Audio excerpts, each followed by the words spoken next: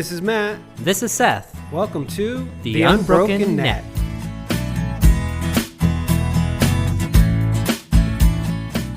This is a podcast where we're going to share with you some ridiculous ideas. Yeah, and who cares if you believe what we believe? Just think for yourself. That's all we're asking.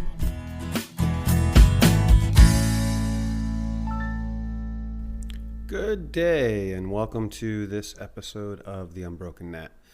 Today we're going to be covering James chapter 1, verses 22 through 25.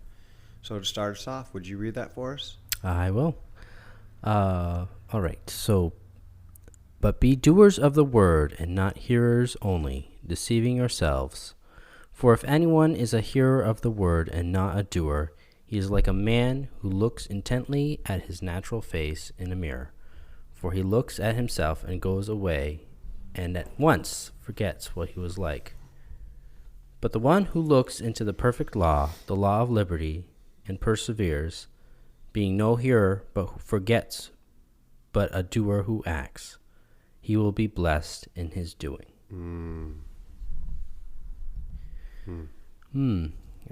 So let's start off with just the first verse here. But be doers of the word.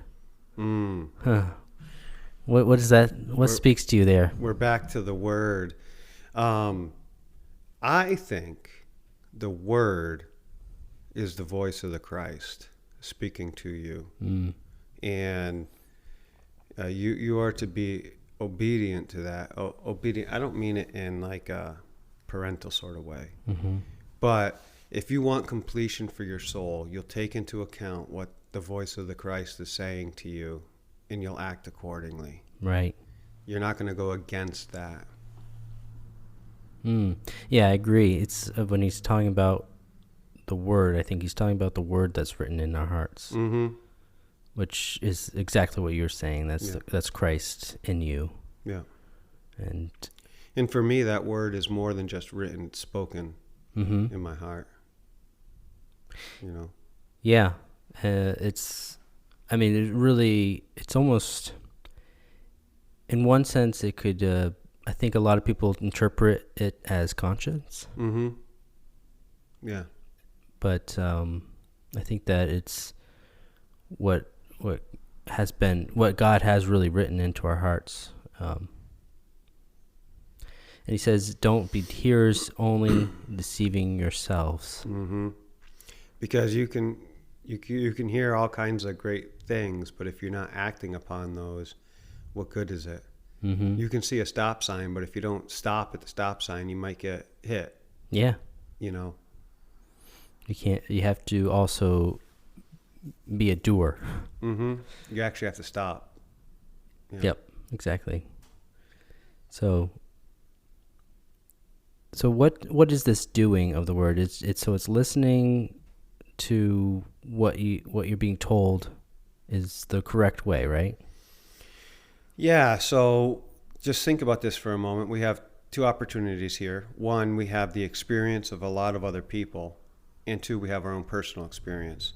And so as we go through and we read scriptures or songs or poetry, or we look at paintings or whatever it is we're looking at, there's a message being taught there. There's a word in that. The artist was intending something.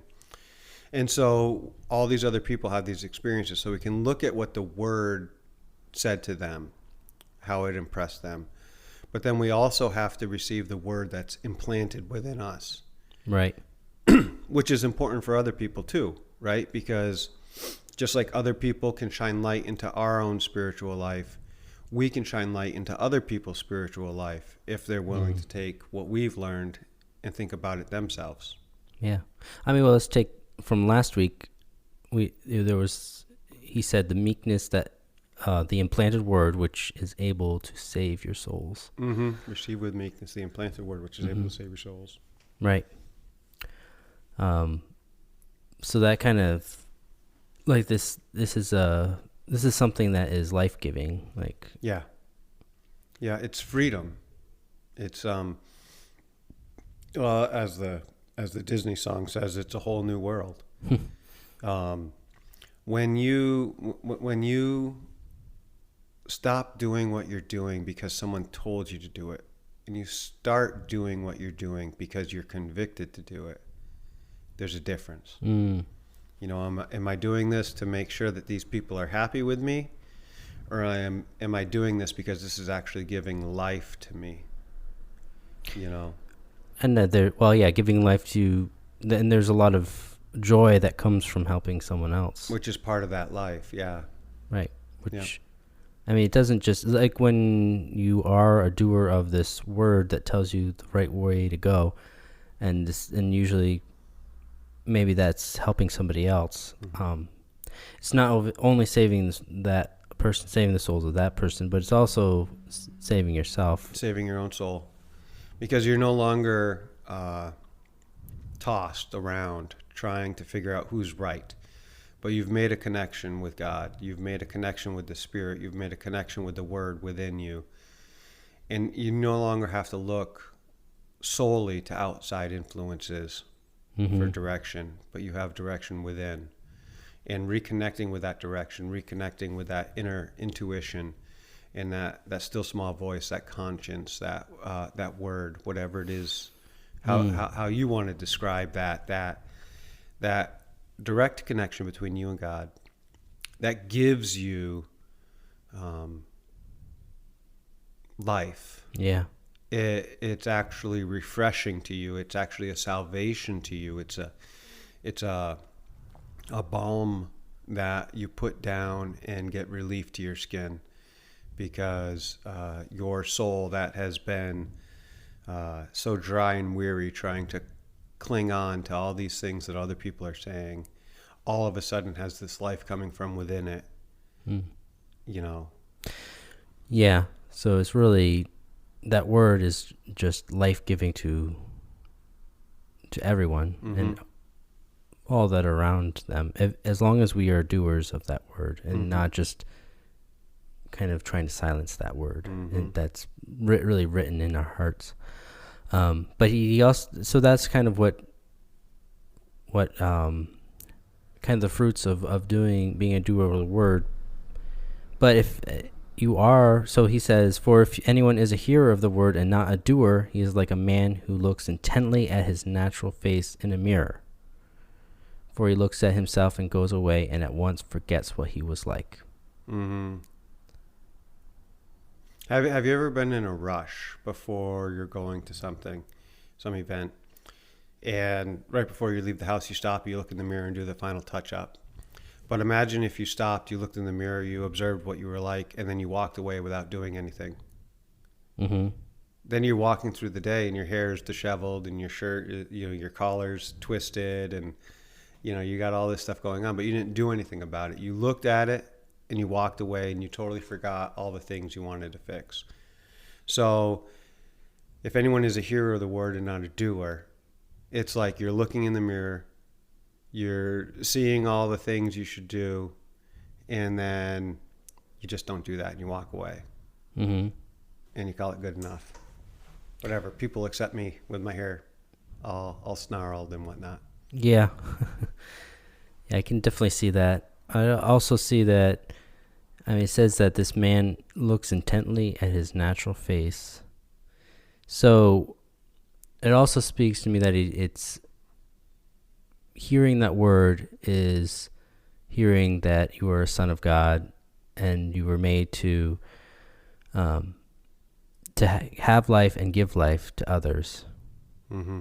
But if you're not a doer, then you just, once you stop hearing or looking at the mirror, you forget. Mm-hmm. You forget who you are, and you start acting like somebody who's not a son of God, somebody who's not here to give life or to have life. Mm-hmm. And once you've forgotten that, it's, you could lead to death and destruction, really. Mm-hmm. Yeah, it could. So, yeah, he looks at himself and goes away and at once forgets what he was like. As the word comes to us, it's supposed to be a direction. It's supposed to be something that helps us refine ourselves and bring us into alignment with our Father, with our Creator, to be like Him. And here we go. We look at ourselves. We say, "Oh, I got all these rooms for improvement," and then you walk away and forget about it. Yeah. Instead of putting in the effort and saying, "All right, let me wet my hair down, let me wash my face, let me iron my clothes, let me get." Does anyone iron their clothes anymore? I think some people do. I use the dryer. Yeah. It has that nice wrinkle-free setting, or what it's called. So you look at yourself. If you're hearing the word, you're evaluating yourself. You're like, wow, that's out of character for me. But then you just walk away. Yeah, you just don't do anything about it. Instead of saying, I want my character to be full of integrity and honesty and transparency. So I have nothing to hide. Instead, it's almost like you're pushing it aside and forgetting it was there. And I remember as a teenager, my dad told me one time, you're only fooling yourself. And so you go about, everyone else sees that your hair is disheveled, your shirt's wrinkled, your face is dirty. And it's obvious to them because it's clear as day. But to you, you've completely forgotten what you look like. Mm-hmm.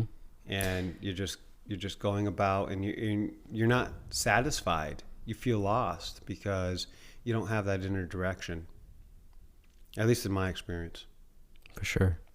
So what does it look? I mean, why would somebody decide to do it this way? Is it like I mean, I know that people do all the time. They don't listen to that word, but why? If that word is bringing about life and bringing about life abundantly, why are people not following that? Why do we not follow that? Like, everybody has, I'm sure, I know in my own life I've had points where I haven't followed that, but it's like we know that what gives life. Why do we not do that? There's a lot of influences out there. There's a lot of different opinions, and we can get caught up in that. Not to mention, it takes a little bit of discipline, self-discipline to evaluate your circumstances, to evaluate yourself, your responses, your heart attitude. And I mean, that takes effort and work. It's not easy. You can't just go in and have someone else do all the work for you. You get to take part in it. And it's really easy to just ignore it and walk away and carry on, just float down the river. Yeah. There's something very important. You talked about influences. There's a lot of outside influences. Mm-hmm. And when we start listening to those, which, I mean, just in our, just in commercials that we hear there, the reason you're not happy is because you don't have this, or you need to have this in order to be happy. So it's kind of constantly telling you are not good enough until you have this. Mm-hmm. And we forget that, no, we have everything we need. Yeah. And once godliness with contentment is a means of great gains. Yeah. Yeah. I mean, why would we need anything if you are a son of God, why would you need anything to make yourself better? Mm-hmm. All you need is you and your own personal refining, together with the Lord, reasoning together with God. Yeah, and once you have that, it can outflow, and you can maybe share that with other people. Mm-hmm. But I think it's very when we start thinking of how can I, like a selfish attitude, like how can I get things to make me better or help me be better? It's like that is the wrong voice that we shouldn't be listening to. Mm-hmm. That's not the word that is written in our heart. We're not listening to the word that's in our heart anymore. We're listening to those voices that are outside of ourselves. Yeah. So the last verse here, he says, "But the one who looks into the perfect law, the law of liberty, and perseveres, being no hearer who forgets, but a doer who acts. He will be blessed in his doing. Mm-hmm. So he looks into the perfect law. What would you say? How would you say some people interpret that, the perfect law? I think there are some people who would point to a particular document, whether that would be the Bible or the Quran or different documents like that. Right. Some people would call it the word, right? Mm-hmm. And then that's another option for that perfect law. But that is not. I don't think any of those are the perfect law. I think those have been written from people's experiences with the perfect law. But the perfect law, the law of liberty, is really simple. I think Jesus summed it up quite nicely when he said, love the Lord your God with all your heart, soul, mind, and strength, and love your neighbor as yourself. And yeah, I agree. You know, that's a really simple law. It's a law of liberty. It gives freedom. It gives opportunity for improvement and self-awareness, and it gives you a good measuring point. Yeah, it's true. And so I would also say that perfect law is what you just said when Jesus gave we should love others, love God, love each other, and then also that law that is actually, I mean, we're just going back, the word that's written in your heart. If you kind of say the perfect law that's written in your heart. And I think you can find that word, that perfect law, in like the Holy Scriptures, like in the Bible, and it can be found. But if you interpret it wrong, that's not the word. And here's the thing, is that perfect law can be put into a lot of things. It could be in the Bible, it could be in the Quran, it could be in a song, it could be in a painting. But the painting and the scripture and the song isn't the perfect law. They're describing the perfect law. Right. Yeah, it's but when that speaks to you, that is the perfect law. The perfect law speaks to you through those things. When it resonates with the law that's written in your heart, from Christ, the Christ that's in your heart. Yeah. So, yeah, and it's also, and he says it's the law of liberty. So it's a freeing law. It's a freeing law. Like, it's not one that is going to subject you to, what's the word I'm looking for? Just slavery, I guess. Which I think a lot of times we can get that if we try to follow the law a certain way. It's not very freeing. Yeah. But if we just realize that it's actually something that you live. Yeah. It's just part of your character and nature and heart attitude. It no longer, like after a while, okay, you get to a place where it doesn't take as much effort to slow down and listen and be still. Oftentimes when we're looking at these other laws, we want to compare ourselves to others and say, you're not doing it. But when you're truly looking at that perfect law, very rarely are the times when you need to speak up and argue. Most of the time that perfect law directs you to love the person just as they're at, and to show them through your example what is the better way, what is the way of life. And it's really easy to try to get other people to get into line.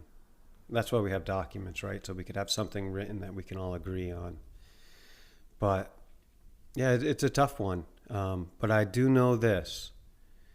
if you look into the perfect law, the law of liberty, and you don't forget what you were like in comparison with that law, and you change your doing, your living, your acting,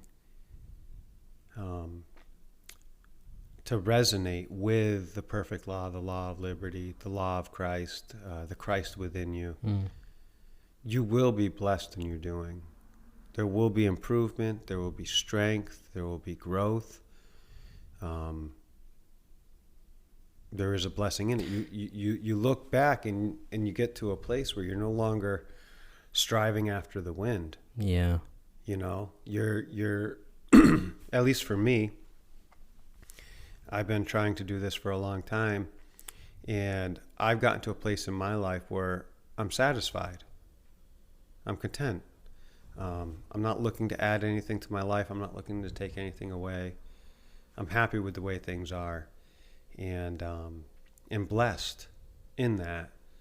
And as a result, I'm able to bless others because I have my own relationship and experience that I can use to help others in their own experience.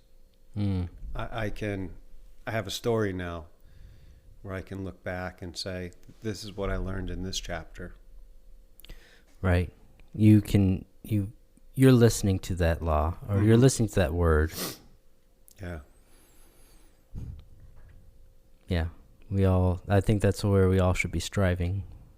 I mean, I've looked into this life with God for a while, and to me, that seems like kind of the goal here is to be content and to be well pleased with all that is, to look around and see goodness all around you. Sometimes we look at all these laws, all these rules, and all of a sudden we get these big rules, and we're looking at all of these places where these people are breaking all these various rules. Mm-hmm. And it's easy to try to get these big lists and check off all the boxes, but there's really only one box. You know, are you humble and loving?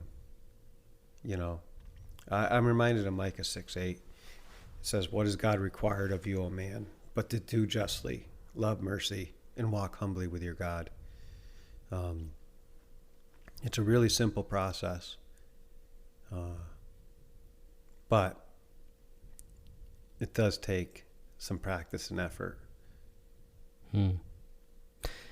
Yeah, but it's well worth it. I mean, James seems to think so. He says he will be blessed in his doing. Mm-hmm. Yeah. Yeah. And like you were saying, and James was alluding to it too, it's like just looking in the mirror and remembering that you're a son of God. You can be content as you are. Stop listening to all the voices out there saying you're not good enough. Yeah. Well, any other thoughts before we wrap this up? You know, the only thing I want to say is keep it simple. Like, we get really complicated and we want to cross all our T's and dot all our I's. It's not that difficult. For me, the hardest part is accepting forgiveness, because that's part of this perfect law, is forgiveness. We look at the different people in our lives and the ways that they, quote unquote, broke the law. And we want retribution for that. Mm-hmm. And that's just not the way God works. That's the way man works. That's not the perfect law, the royal law, the natural law, the law of liberty. Retaliation is I would suggest it is unnatural. Jesus came and he was a non-retaliationist. He didn't fight back. And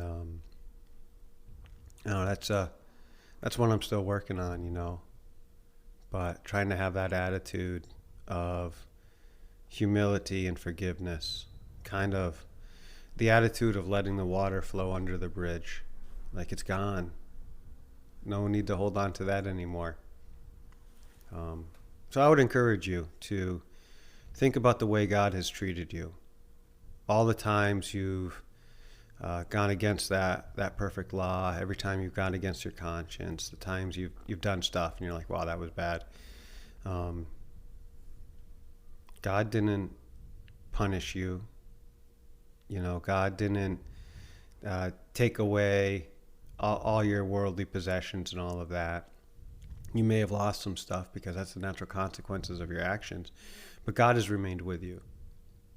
The Spirit of that Christ has remained with you. The Word has remained with you.